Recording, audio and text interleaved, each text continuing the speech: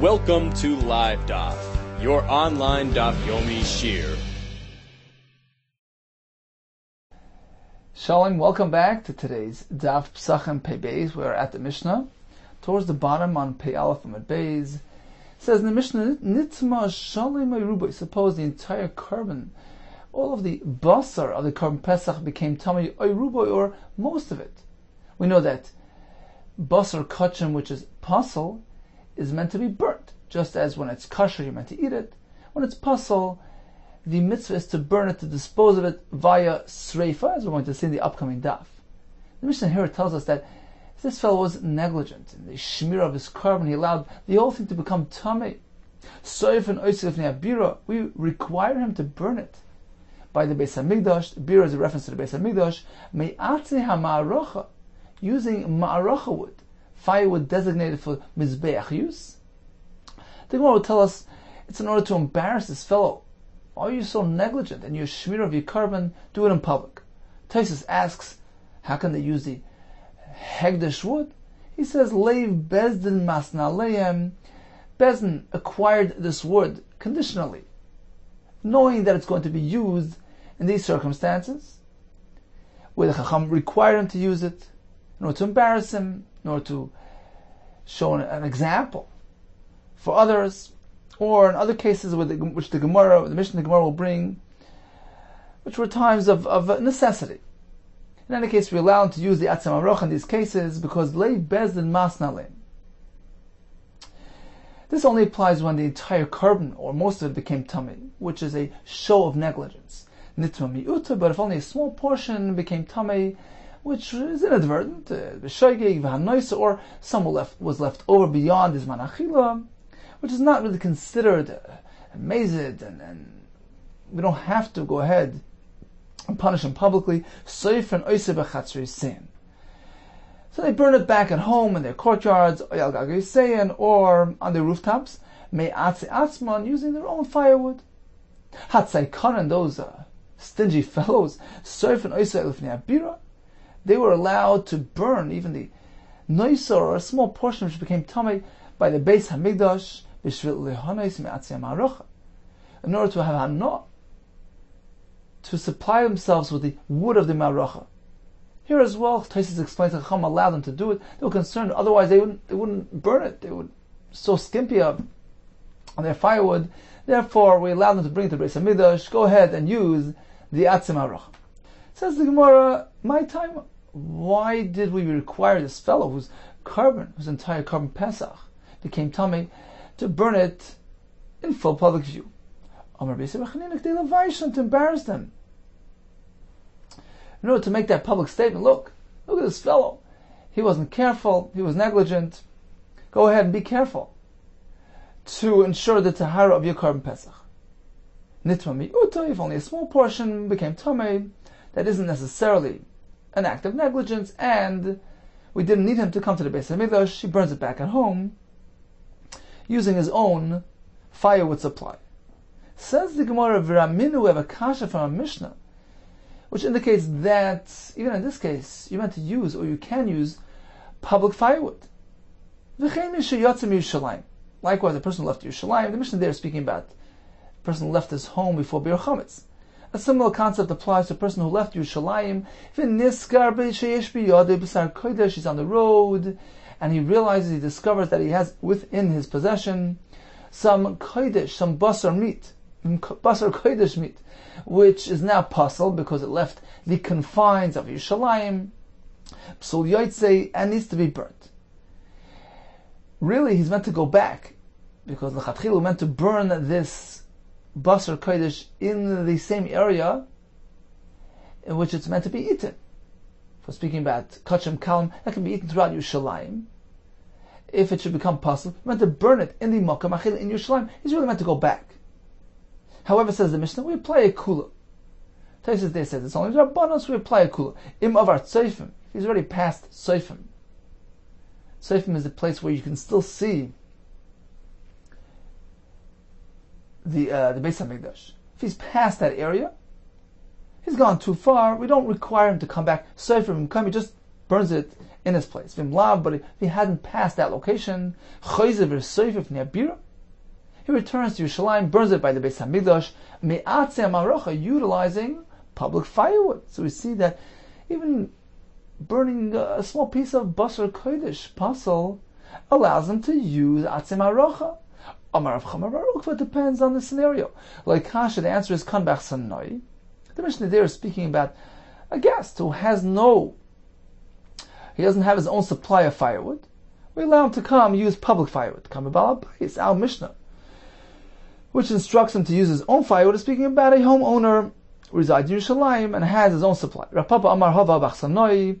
Actually, both Mishnahs are referring to the guest. It depends where he's holding. Kan shechsek v'derech. There we're speaking that he's already on the road. He no longer has access to firewood. Kan shechsek v'derech, the Mishnah Vayas, which requires his own firewood, is speaking that he's still in the city and he can go ahead and get hold of some firewood. Rav Zvida Amar, he concurs with the first teretz of Rav Chama, and he says like this: L'olam, he's come to explain why is it that the achsanoi is exempt. He can use public firewood even if he's still in the vicinity, if he's still in the city. He has not yet embarked on his journey. Why is that? Why are we so mekel? Lo'ilam kedam and bikar. Let's follow the first teretz of Chama bar Ukva's teretz, that an achsanoi always has public firewood use privileges. Kam achsanoi, kam balabayis, a homeowner does not. V'afagav leichzik v'derech. Even though this achsanoi had not yet taken to his journey, achsanoi given the Leslie, since he doesn't have his own personal supply, he has to go try to obtain it. As uketzai konen. The Chacham regarded him like the skimpy fellows, like the tzaykonen, where we apply a special allowance. The snana tzaykonen soifen oisef ne'abira. The tzaykonen can go burn their pasal basar in front of the Beis Hamikdash b'shvil hanis matzam haracha, in order to enjoy the public wood.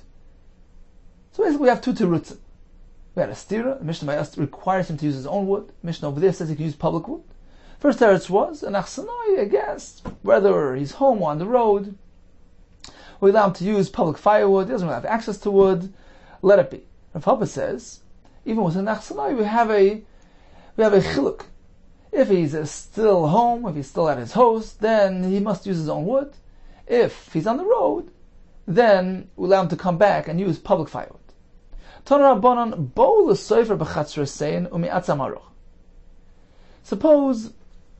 this fellow who has some noiser, he doesn't need to come to the Beis Hamikdash. We allow him to burn it in his courtyard, using his own firewood. Suppose he'd like to use public wood.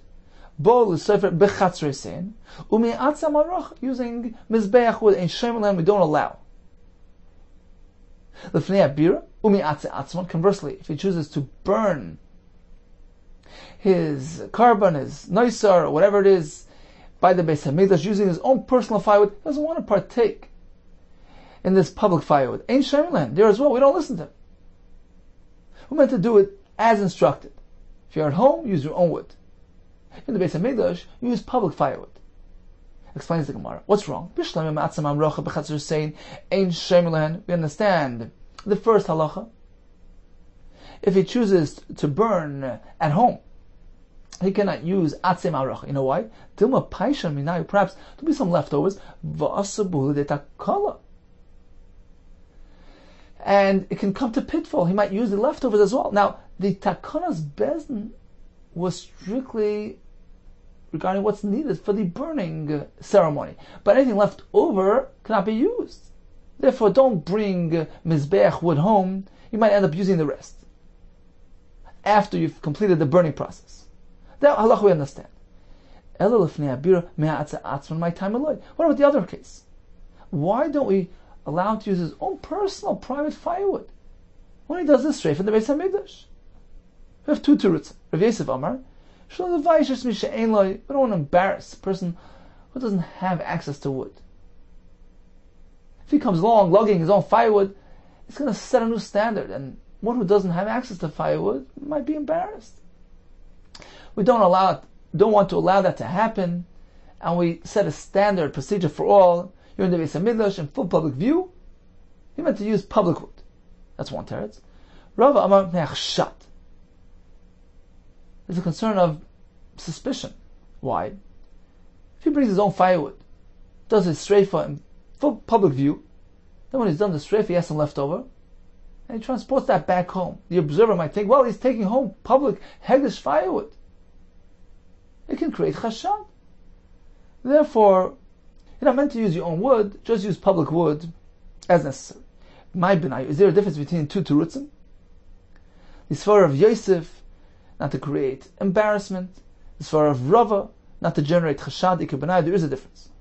In a case where the Aisi Kani v'char Yusa, this fellow will bring along some reeds or some palm tree branches, they burn too fast, they're not suitable for the ma'aracha, for the mizbeach firewood, in which case nobody will think this is public wood. The svara of chashad doesn't apply, but Rav Yosef's concern still will apply. No, not to create a situation where one who does not have access to his own wood will be shamed and embarrassed. Tanan Hassam, we learned a similar concept in a Mishnah in Tamid. Reish HaMamad, he was in charge of the group. We know that the Beis HaMikdash had Kohanim and Leviim and Yisraelim.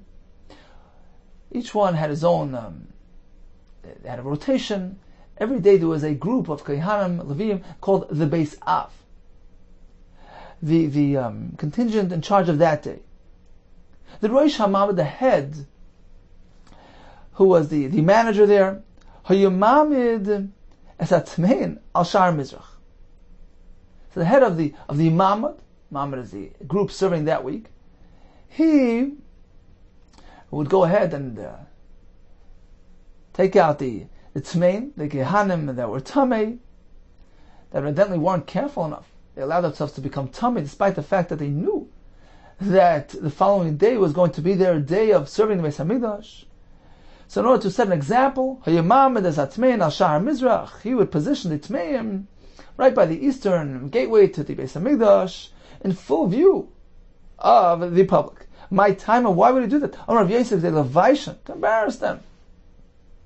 This way, everybody else will draw a conclusion, learn from this example, not to become tamei in advance of your day of avodah. In order to avoid generating suspicion. Rashi explains that this fellow who's tamei, who won't do avodah, might be observed by others who will think that he's avoiding the avodah Beis HaMikdash. That's why he was positioned in full public view, to make that public statement, to advertise that the reason for his being idle today is as a result of his tumah. It's not like he's trying to dodge the avodah.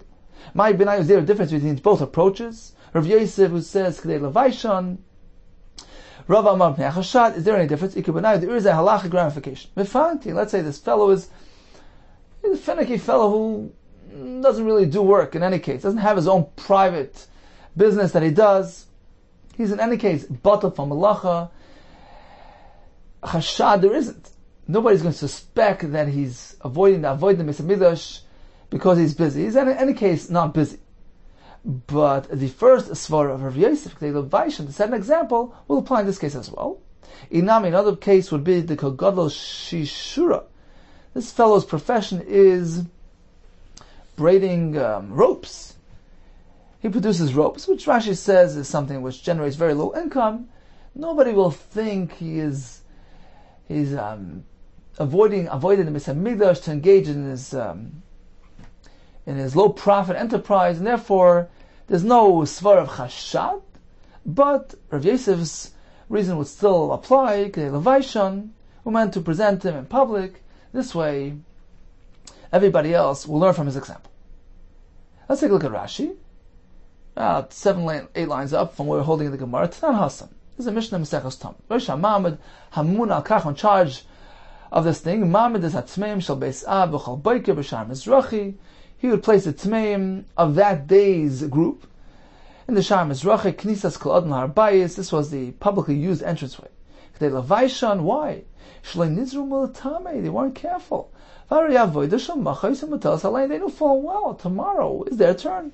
Va'ilan nizar, they should be more careful. That's Rav Yosef's approach. Rava says, Ne'achshad, shelo yachshadum, shepnei ha'melachtin h'nichdol m'lovi lav avoda. Nobody should think, nobody should suspect they're avoiding the avoda in order to engage in their business. That's why he sets them up to Mamidan Sham, Kedei sheyiru oisam. The other people should see, look, these people are tamei. They'll know the reason for them being idle from the avodah Beis Hamikdash is on account of their tumah. How does this come into the sugya? It says Rashi, "Va'idid idle ervach plukta." On account of the previous discussion, the reason why we don't allow the fellow to use his own private firewood in the Beis Hamikdash, we had Rav Yosef's pshat, Levayish, Rav Pnei Achshad. On account of that, we continued and brought this concept, the Tmei and Ashar Mizrach, who are based on similar reasons. Is there any difference between both reasons? Whether it's Mipnei Achshad or Kedei Levayish, there's more two reasons actually. Two differences. Mefanki, we have people who are finicky, I'll call Yoidim, everybody knows, Shibatel, Heim, and Amalacha, they're not engaged in work regardless. They're not giving up the Avodim Beis Hamikdash on account of their own private work. The Hanim Shad Lek, in this case, there's no Shad, there's no suspicion. And so according to that reason, no reason to position them in full public view. That holds, the reason is because you want to be Mavayish them. Set a public example. Even in this case, you proceed. Inami, another case would be the Gadol Shishura, Mafshile Chavolim, they're engaged in producing robes, Shem Umnas Kalos Choramat, generates very little profit. Vein Bnei Adam Chashuda, nobody suspect Sheyachtul Mulavai Avoida Bnei Bitum Lachazu to avoid Avoida in Beis Hamikdash in order to earn a couple of pennies. Therefore, in this case, there's no Chashad, but Levaishan it still is. According to Rav Yosef, they're positioned in Shar Mizrach as well. So, in conclusion, regarding the streifa of the carbon Pesach, it depends. If the entire carbon or most of it became tamei, you burn it by the Beis Hamikdash using the Atzma Rocha. The reason is the Levaishan. Set a public example. If only a portion became tamei or by noisar, it depends. A Baal Habayis burns it at home using his own firewood, not using the Beis Hamikdash wood. We don't allow it, even if he's a stingy fellow, we don't allow him to bring the public wood back home because of takala. He might end up using the leftovers as well for his personal use. And as Rashi explains, this heter is only for the sake of burning kachim. Regarding a achsanoi, this fellow is on the road, he's a guest, and according to one sheet of the Gemara, specifically if he already took hold of the road, he's ready on the road, two pshat in the Gemara, in either case, this fellow can come to the Beis Hamikdash and burn his kachim there using Atzma Rocha. Why does he have to specifically use public wood? Why can't he bring his own wood if he chooses to do so? For instance, in the case of Itzaikana in the Mishnah, right? They also go to the Beis Hamikdash and use the Atzma Rocha. Why is it? The reason is, number one, Shalei Levayish, we don't want to set a new standard, a person bringing his own firewood. Suppose a person doesn't have access to firewood. We don't want to shame him. Therefore, you burn it in public view, you burn it in the Beis Hamikdash, you use Atzma Rocha. The other pshat would be, we're concerned that if it's his own wood, in which case he'll bring home the leftovers. People will see, well, he's bringing some wood home from the Beis Hamikdash. They'll think it's public wood. It's going to generate suspicion. In order to avoid that, we say any streifa taking place in the Beis Hamikdash, whether it's the achsanoi, whether it's the tzaikanin, it's meant to be done using public firewood. Continues the Mishnah, Pesach sheyotze. Suppose the Korban Pesach went out of its confines and left Yerushalayim, in which case it became pasal b'yotze. Ishanitmo became tamei, yisaref miyad. You burn it immediately on Erev Pesach. Don't need to wait for the next day or the day after. However, nitma ba'alam shemesu. Suppose the owner became tamei or passed away. Now we have a Korban Pesach without an eater, which also affects the carbon, but it's a different type of psul. It's an external psul. It's not inherent within the actual carbon like tumah, like yoitze. In this case, you burn it, but not immediately.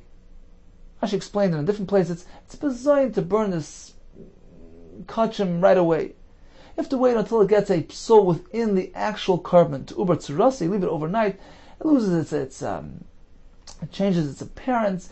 means that it's puzzle. Belina later it was stayed overnight, it became puzzle. Now the actual carbon itself has an inherent psul. Now you can burn it, but you have to wait until Chol HaMoed, the 16th day of Nisan. Rashi will explain for us. You can't do Streifas Kachim on Yom Tov. According to Tanakama, when the actual psul applies to the actual carbon, a psul begufa, you burn it immediately, without any delay. Where the psul was an external psul, as a result of the bailam, etc., you can't burn it immediately, you have to wait until there's a psolina which is inherent within the carbon itself, and then you burn it. Rabbi Yehuda Kessler disagrees. He says like this: even this case, where the bailam passed away, it was nitma, that allows you to burn the carbon pesach immediately. There are no eaters to this carbon. And that's considered like the actual carbon is puzzle. And therefore, you burn it immediately. The Gemara now will present us with the makar. This entire concept that a carbon, whether it's kachim kalam, got a psul.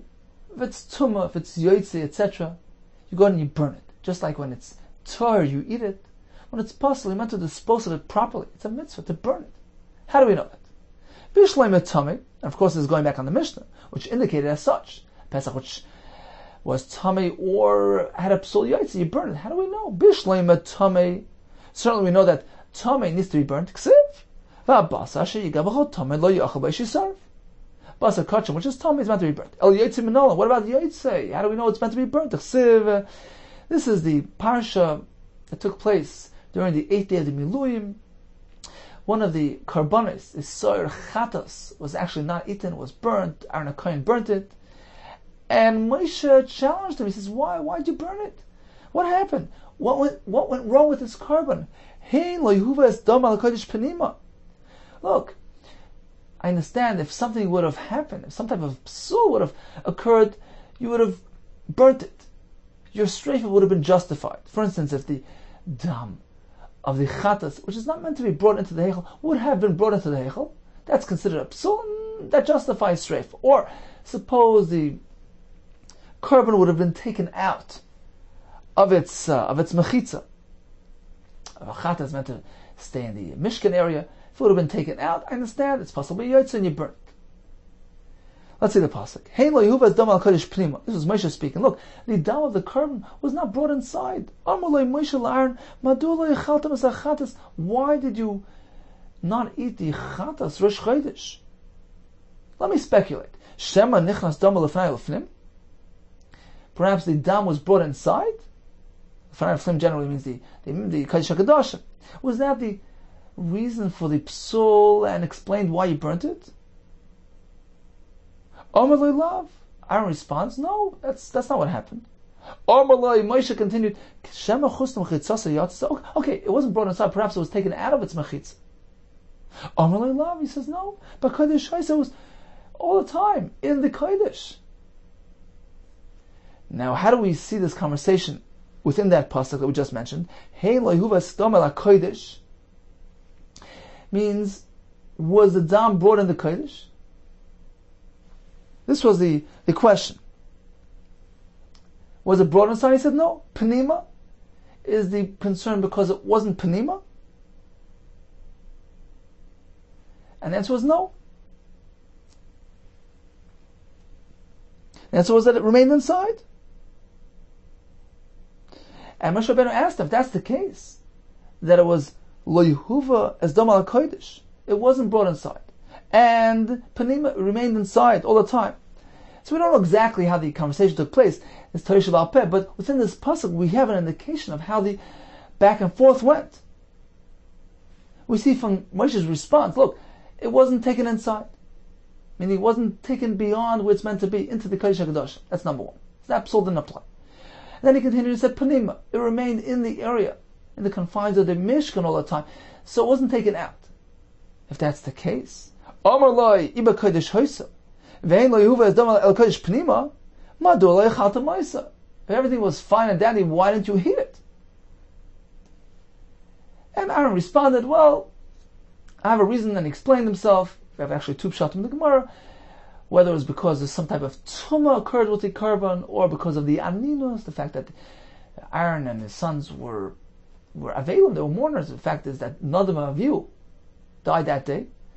So on account of that, there were no eaters, they had to burn it. But in any case, we see from this exchange, from this conversation between Moshe and Aaron, that should these things have occurred, A, the dam brought inside, B, if something would have been taken outside of the mechitza, that would have justified sreifa. Mechlal di nafka. If it would have been taken out, inami, or alternatively, ayel dam lefnim, or the dam would have been taken inside, it was not meant to be bas sreifi. That explains why it's meant to be burnt. So this is a source that a chatas, at least, which left his mechitza, or was taken inside, it was not meant to be, is meant to be burnt. Fine. Says the Gemara, okay, let's take stock of what we have. Bishleim nitma, concerning a korban which became tummy. Goli rachmana b'kachim kalim, kol shkem b'kachim kachim. We had the first pasuk, v'basa sheyiga b'chol tamei lo yachal b'shisarv, which was actually referring to a shlamim. Since the Torah applied that halacha by kachim kalim, kol shkem b'kachim kachim, certainly kachim kachim, which are on a higher level, are meant to be treated as such. There's tumah, you burn it. So that will provide a source for any type of korban which had tumah, that it's meant to be burnt. Okay, check that off. Elo yotze. What about psul yotze? How do we know sreifa applies there? Ashkam kachig hakachim. Fine, we have this exchange with Moshe and Aaron that indicated that yotze by a kachig kachim, we're speaking about a chatas, is meant to be burnt. Kachim kalam menolan. What about a kachim kalam? How would you know to apply the din of sreifa if the kachim kalam, such as a shlamim, etc., was taken outside of his mechitza? You have no source for that. Perhaps kachim kalam are more lenient. A lower level kedusha doesn't have the same requirement as kachim kachim. Visu, another kash. Hadasnani, we have a brisa, which applies sreifa to other types of psulim, not included in this discussion between Moshe and Aaron. How do we know sreifa applies there? Londam. Suppose the dam of the korban was left overnight, in which case it became pasal. Nishpach dama got spilled out. There's not going to be a zrika any longer.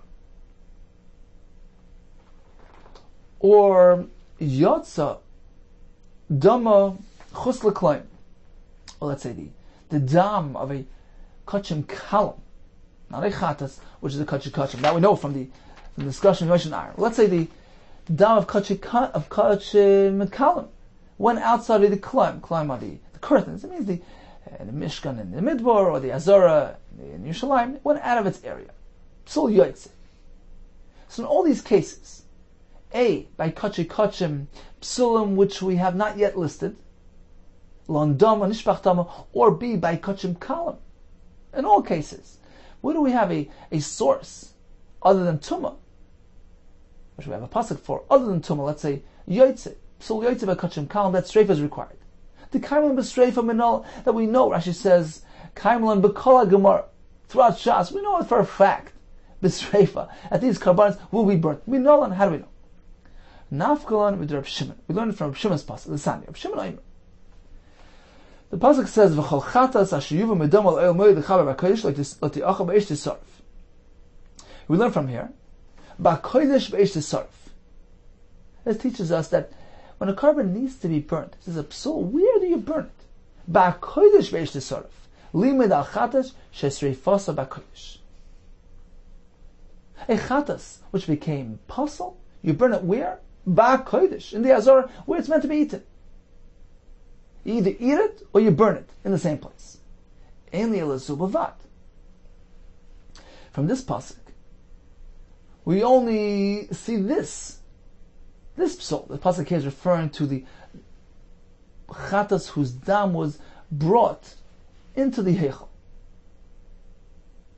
That chatas is meant to be burnt, and burnt where? In the Azar. Einli elazu b'vat. From this pasuk, we know this psul. Shar psuli kachim kachim. What about other karbanos, other psulim applied to kachim kachim?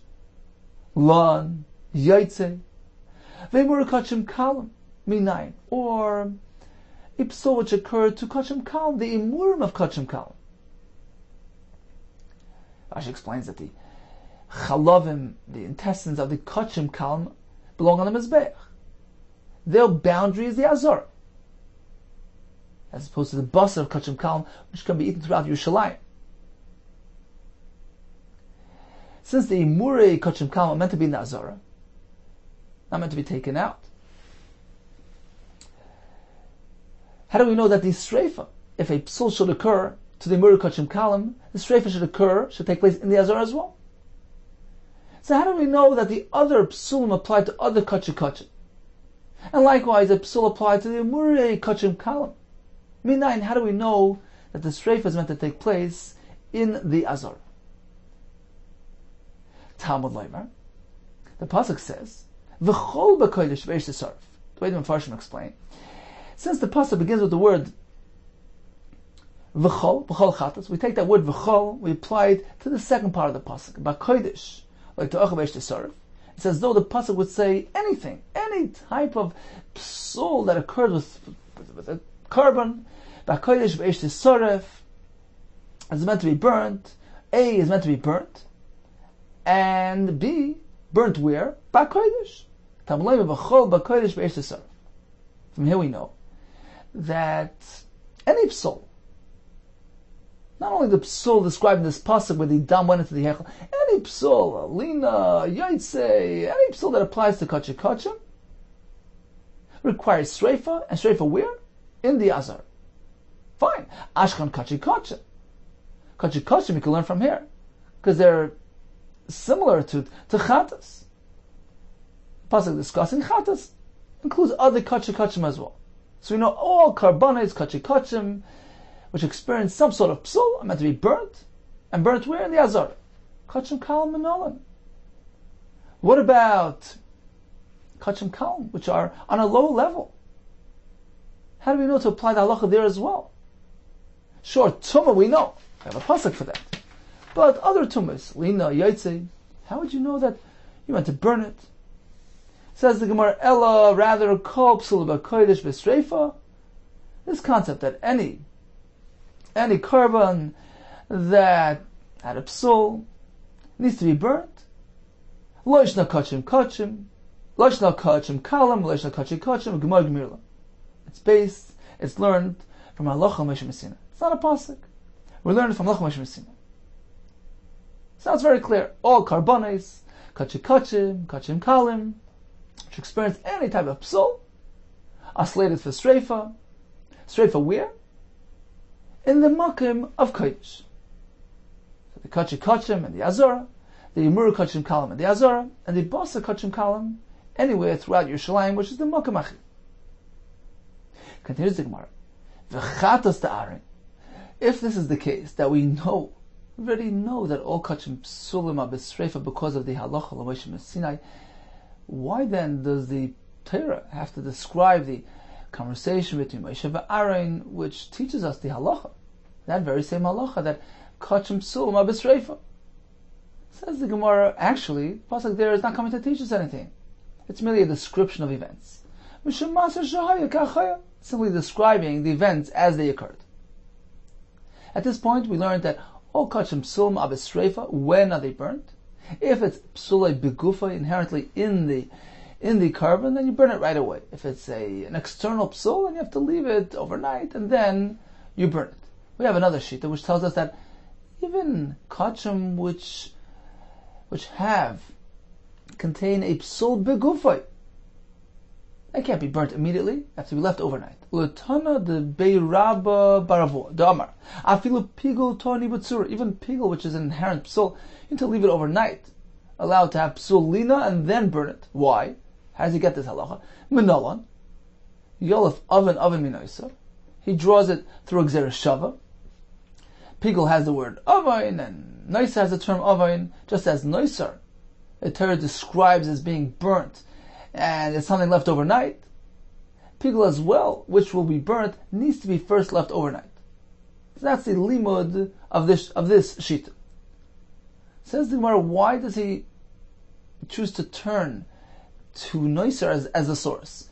V'neilaf oven mechatas. The Arain, why couldn't he use the same term oven as a source for the Xeris Shava? But instead of connecting and drawing from Noisar, go ahead and connect Gzeir Shava to Chatas Ta'aron, where we also find this term of Avain, and just as over there, the Sreifa is certainly going to be done on that day. That was a story, they burnt it on that very day without leaving it overnight. Likewise, Pigel doesn't need to be left overnight. Amalach Rabbi Barvo will respond. Chatas Ta'aron kai gavna now ibur tzura ledoris boya. You meant to know that the psul that occurred by Chatas Ta'aron would generally require it to be left overnight to allow streifa. Chatas Ta'aron kai gavna nami. This type of psul which occurred by Chatas Ta'aron ibur tzura ledoris boya throughout the generations, it would need ibur tzura to be left overnight to become pasabalina to allow streifa. Why did they burn it on that very day? It was a haras shah, it was a tzivui for that day, specific to that incident. But generally speaking, you can't learn something from a haras shah, a specific instruct for a specific event. Rather, we go ahead and we compare pigel to the general halach of Noisar. Just as Noisar is something left overnight and then you burn, pigel must be left overnight and then burnt. Fine. Continues the Gemara. Hashta damrin. Now that we've concluded that kol psulei the kodesh b'streif, all karbanos which are apostle are meant to be burnt, leishna the kachim kachim, leishna the kachim kalam, regardless of what level of carbon they are. Gemara Gmirla, it's based on Lochem Hashem Sinai. B'kodesh b'eishis saraf lamli. Why do we need that pasuk mentioned earlier on the top of the Amud? B'kodesh b'eishis saraf, that all karbanos are meant to be burnt. We already know it from Lochem Hashem Sinai. Yahu me'baylesh is refasa b'kodesh. Sure, we know that it's burnt, but where? The pasuk has to inform us that the streifa takes place b'kodesh. Kachim and the Azara, etc. Continues the Gemara with one more kasha. We began our sugya with a pasuk. V'abasar asher yiga b'chal tamei, don't eat it, burn it. Why do we need that pasuk? That's just another example of kachim psulim. We already know from the Lochem Hashem Sinai they're meant to be burnt. V'abasar asher yiga b'chal tamei lo yachal b'eish yisaref lamali. Why is that pasuk necessary? Why would I think that carbon which is tamei should be different? Well, yeah, perhaps there is room to think that is different. That's needed for its own sake. To tell you, even kachim which became tamei need to be burnt. Perhaps I would think there would be a havamin. Kol psulei the kodesh. This halacha that psulei kachim are burnt, that's only kegoyin, for instance, lon dama, if the dam was left overnight, v'nishbach dama, got spilled out, v'yotza dama, or the dam was taken out of the mechitza. V'nishchata b'layla, or shechita took place at night. All these variations of psulei kodesh need to be burnt. The b'streifa, you know why they're burnt? The lesna b'chulin, because these are unique to kachim. Kachim psulim meant to be burnt. That's a concept, a unique concept, a kachim concept. It's a psul which is exclusive to kachim. Kachim psul meant to be burnt because it still maintains its kodesh status, despite the fact that it had this psul experience. It's possible, but it's still kodesh, and therefore needs to be tended to properly with streifa. Aval nitma, but when it comes to carbon which became tummy, let's think for a second. Tuma, is that something exclusive to a carbon? No. Even non-carbon material needs to be safeguarded from tuma. Aval nitma de bechulin nami mifsal. Even if it's chulin, it can become pasal through tuma.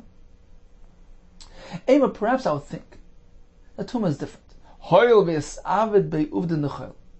Since this carbon was allowed, was let to become tamei, he was negligent, he wasn't careful. They weren't careful to keep it. They didn't even treat it like chulin. Because even chulin you meant to safeguard from tumah. It was treated in such a shabby way. There was such a zilzal here. It was a masa choil. Perhaps it's been downgraded and lost its kedusha to the extent that it doesn't need strafe any longer. Just get it out of the way. Rashi says you make sure you don't have enough from it. V'tiskele b'kvura, go bury it. Rashi says just get it out of the way so that klavim won't eat it. Bury it with respect, But Sreifa, which is a kiyum mitzvah, which is a positive application, perhaps that's not needed, because it already lost its status through becoming Tamei Kamashmal, and that's why the Pasuk has to tell us, even Kachim Tmeim still maintains its Kedusha status, its high level of Kedusha, and has to be disposed of in a very specific way through Sreifa. Continues the Gemara, Nitma Abaylu Mashamesu, Tu B'tzirasim V'chul. Tanakama told us if there was a psul within the carbon itself, you burn it right away. However, if the psul occurred outside the carbon, if the owner became tamei or died, now the Pesach has no eaters, but you don't see a psul within the carbon, you cannot burn it. It's a zilzal in the carbon, you have to leave it overnight. When it becomes possible, that allows you to burn it. Rabbi Yehuda disagrees. He says, a Pesach, a carbon without an owner, is considered completely pasul, which allows immediate strafe. We have two ways to understand this machlokes. Amar Rav Yosef, machlokes shnitnu balam achazrika. This discussion, this machlokes between the Tanakama and Rabbi Yehuda Breika, where Tanakama says, even if the balam is no longer here, you can't burn this carbon Pesach. That's only when the balam became tamei after the zrika. This chazi basal achila, the bas was already royal achila. It was already a full hakrava. Then the balam died. It doesn't undo the status and level of this carbon. It's not absolutely begufa. There was nothing wrong with the hakrava of the carbon. The Tanakama insists on waiting till it gets a true psul. But if the owner should become tamei before the zrika, in which case the basal was never royal achila. You've processed a carbon, knowing full and well that there's no eater here. There's no potential achila. Now, just one point to mention. Of course, we're speaking that during the shechita, the owner was here, because all agree that a shechita shaloi lo'ochla without an owner is completely pasul. That's psuli b'gufa, which allows the carbon to be burned immediately. We're speaking that the shechita was done properly. There was an owner here who was tar. However, he passed away, or he became tamei after the shechita, between the shechita and the zrika. In which case, the entire akrava, the zrika, was done without an owner. You've brought a carbon which had no achila potential, had no owner. All agree, even Tanakama would agree in this case. Immediate streifa is in place. Meisve of a kash on this. Zaklal. We learn the following rule when it comes to kachim psul. Kol shepsuloi begufa yisarf miyad. If there's an inherent psul in the carbon, suppose the basar became tamei, etc., you burn it right away. But dam of a balam, the psul is on account of the dam, which became tamei or spilled. Ube balam, let's say something wrong with the owner. The owner of the carbon Pesach got tamei, etc. Then you can't burn it immediately. Tu tzurasa, you have to leave it overnight. And then you burn it. This is the general halach. Katani balim dumi dedam. This brisa lists the psul balam together with the psul dam. Puts it in one discussion. Psul dam, and then discusses psul balam. We assume that they're similar and alike. Ma dam l'fnei zrika, just as the psul dam certainly occurs before the zrika. The dam became tamei, it spilled before the zrika. There was no zrika, no proper zrika done. Av balam l'fnei zrika. Let's assume that the psul, according to the balam, is also of similar nature, that the event, the experience, occurred prior to zrika. And we see clearly that even in this case, the balam became tamei before zrika. This brisa holds, you don't burn it right away. Apparently this is a shittas Tanakama, who will hold that this doesn't justify immediate streifa. What do we see here? That even if the psul balam occurs before zrika, that doesn't justify streifa according to Tanakama. Rather, this is how we meant to learn the halacha.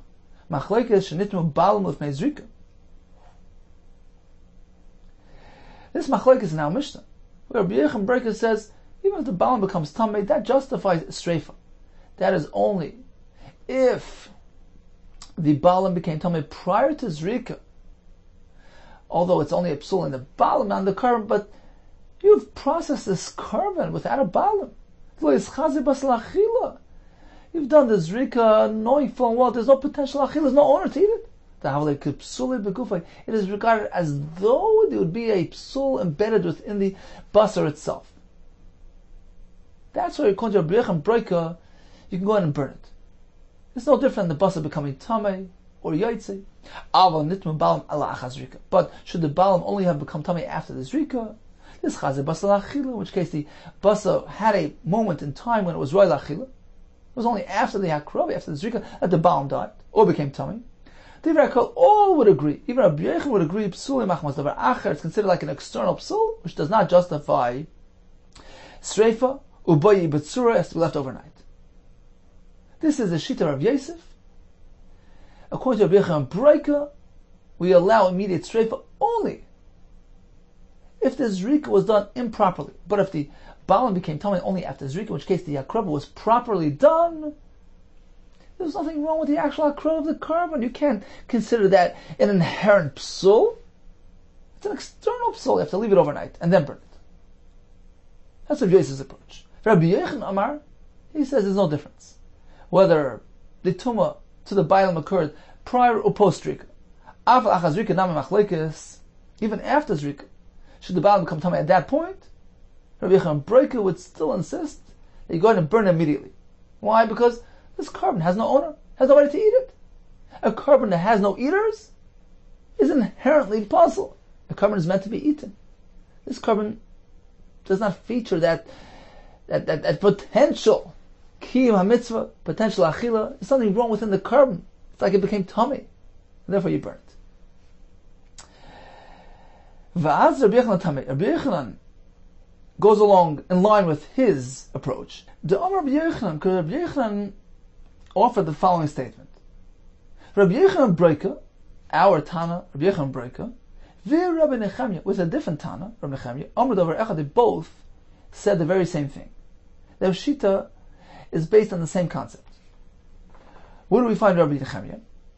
Says the Gemara like this: Rabbi Yehuda Breika Damar, that's our Mishnah. Rabbi Nechemia, where do we find Rabbi Nechemia? His son Rabbi Nechemia Omer. This is going back to the Chatas on the 8th day of the Miluim, which was burnt. And Aaron HaKohen responded to Moshe. He explained why he burnt it. Nechemia says the reason was it was burnt on account of Aninus. Look, none of you passed away today. We are Avelim, we're Oinim, we can't eat this carbon. That's why we burnt it. That's why he responded with the term Ka'ela. Look what happened to me today. Look what happened, look. And that's why it was burnt. Now let's stop and think for a second.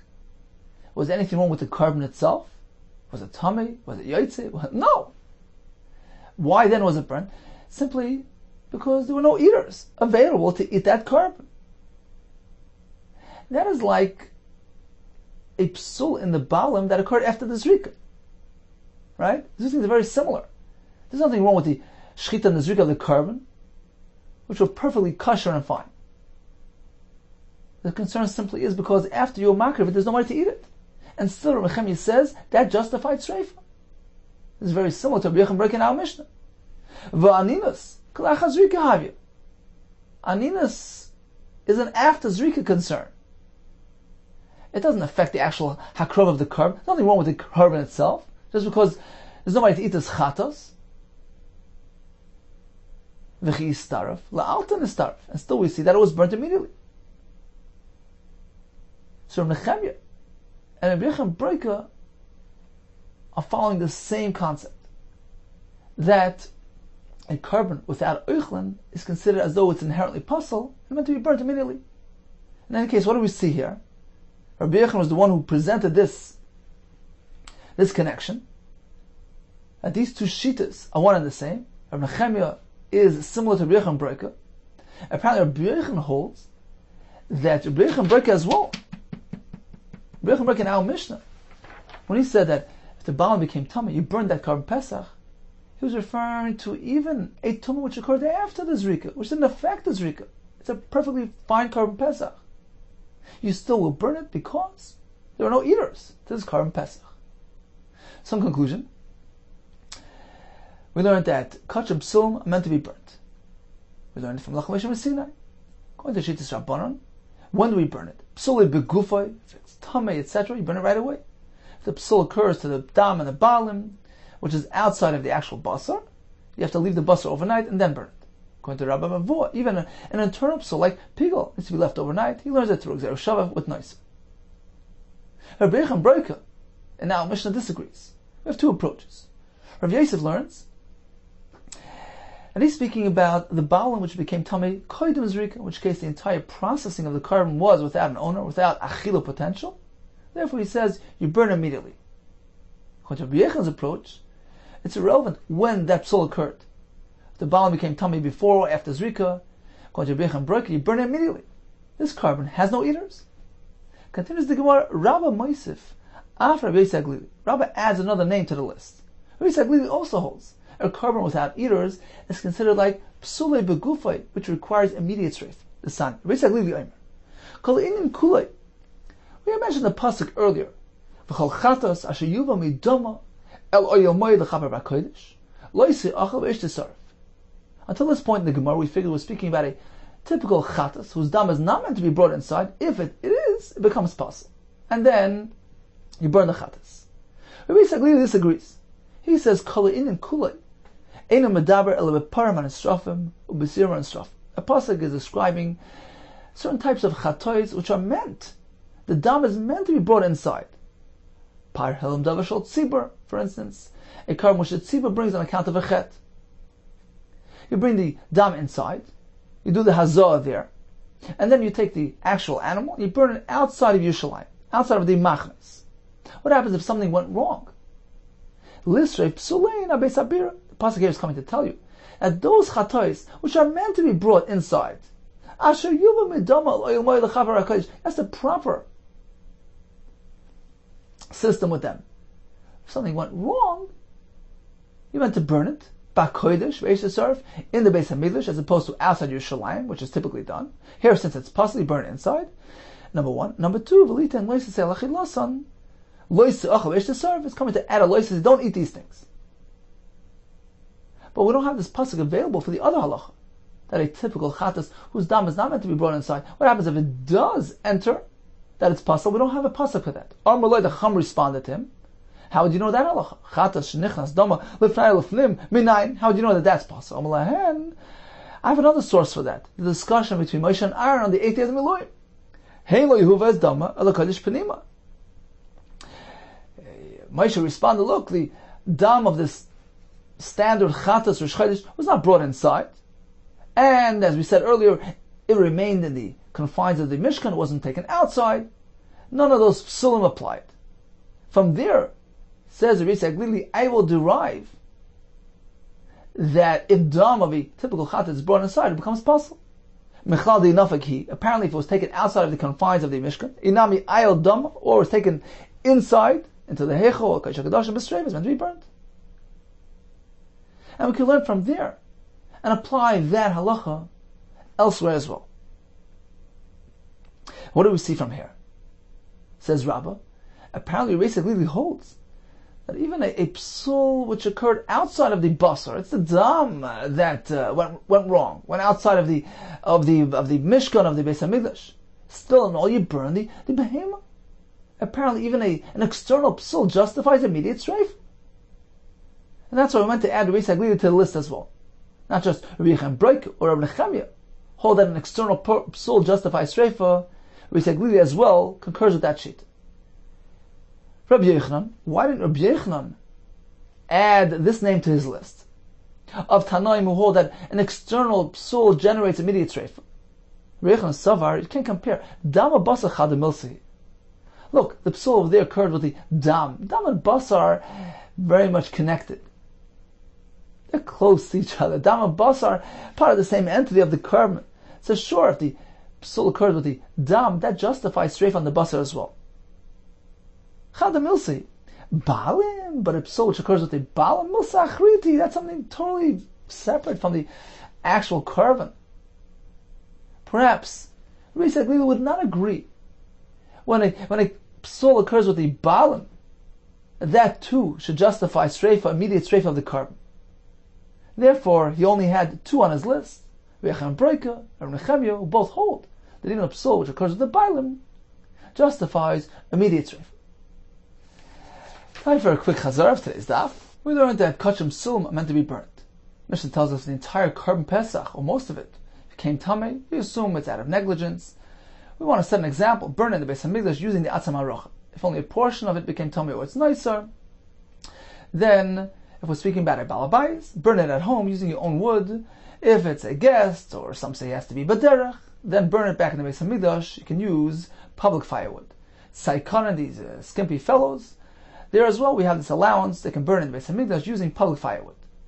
How do we know kashim psulam abisreifa? The Chumashim Sinai. According to Rabbanon, if it's psulei begufay in the actual basar, you burn it right away. If it occurs with the dam on the bottom, you leave it overnight and then burn it. According to Rabbi Avua, even a psul begufay requires overnight stay. According to Rechem Breka, we have two approaches. Rav Yosef's approaches: if the owner of the Korban Pesach passes away before Zrika, in which case the processing was b'psul, then you burn the Korban Pesach immediately. According to Rabbi Yehuda, whether it occurred before or after Zrika, the Korban has no eaters, and therefore it's meant to be burnt miyad. Be well and atzlach harav.